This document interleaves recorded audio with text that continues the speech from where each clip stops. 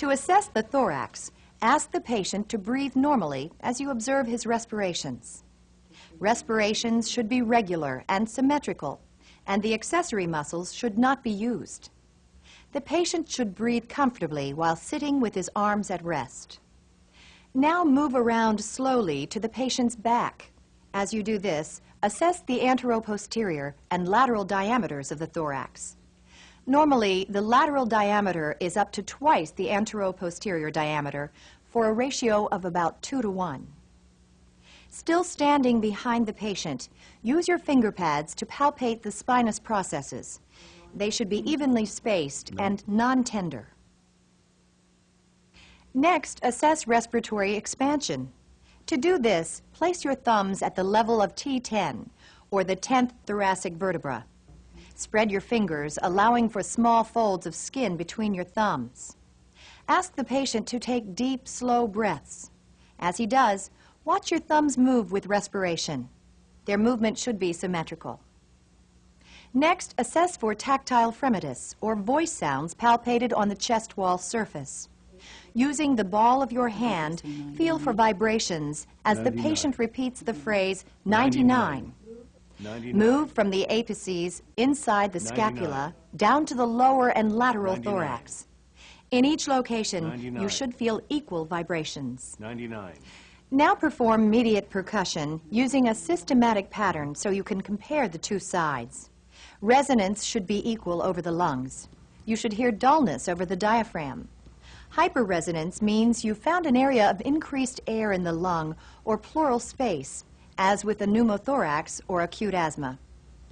Abnormal dullness indicates decreased air in the lungs, as with atelectasis or a buildup of pleural fluid. Now assess diaphragmatic excursion. To do this, ask the patient to exhale and then hold his breath.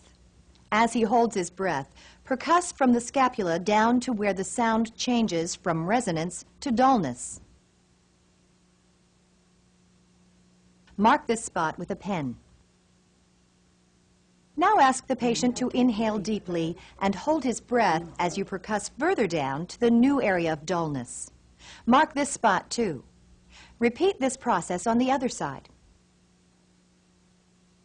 Measure the distance between the set of marks on each side. Normally, this distance, which represents diaphragmatic excursion, measures 3 to 5 centimeters and is equal on both sides. Next, assess the kidneys using blunt or fist percussion over the costovertebral angle. Percussion in this area should not cause tenderness. Finally, auscultate breath sounds with the diaphragm of your stethoscope. To do this, instruct the patient to breathe deeply through his mouth. Starting at the lung apices, auscultate the lungs. Move systematically from side to side down the patient's back and laterally toward the axillae. Be sure to listen for at least one complete respiration at each location. Normal breath sounds vary with the area you're assessing. You should hear bronchovesicular sounds between the scapulae. These sounds are moderate in pitch and amplitude, with an inspiratory phase equal to the expiratory phase. You should hear vesicular sounds at the apices, down to the bases and laterally. These sounds are low-pitched and soft, with a longer inspiratory than expiratory phase.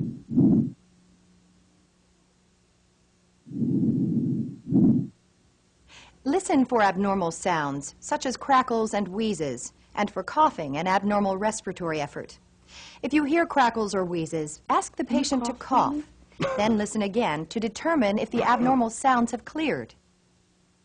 Crackles, which can be heard on inspiration and sometimes on expiration, result from collapsed or fluid-filled alveoli popping open. They have a fine crackling or sometimes a bubbling sound. Wheezes, which can be heard on both inspiration and expiration, are high or low-pitched.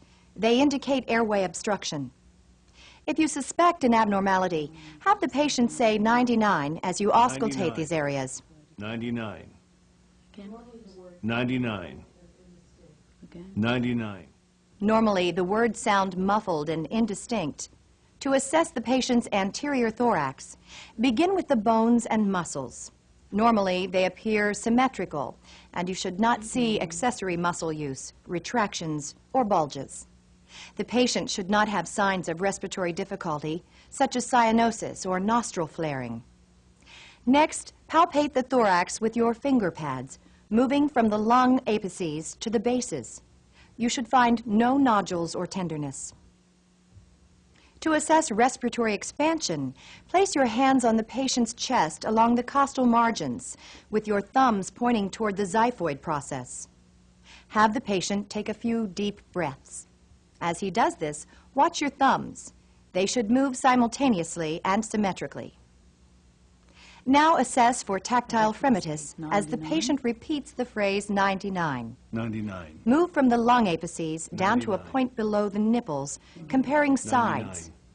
Vibrations should feel 99. equal but stronger in the upper chest than the lower chest. Next, perform percussion over the lungs, using a systematic approach. Start just above the clavicle and percuss in the intercostal spaces down the chest from side to side. Percussion should produce low resonant sounds.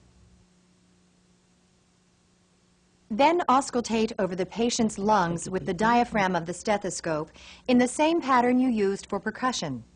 At each location, listen for one complete respiration. Normal breath sounds vary with the area you're assessing. You should hear tracheal sounds over the trachea. These are high-pitched, loud, and tubular. You should hear bronchovesicular sounds laterally and over the bronchi at the angle of Louis. Expect to hear vesicular sounds over most of the anterior thorax and the periphery. If you suspect an abnormality, have the patient say 99 several times as you auscultate 99. The areas involved. Normally, the words sound muffled and indistinct. 99.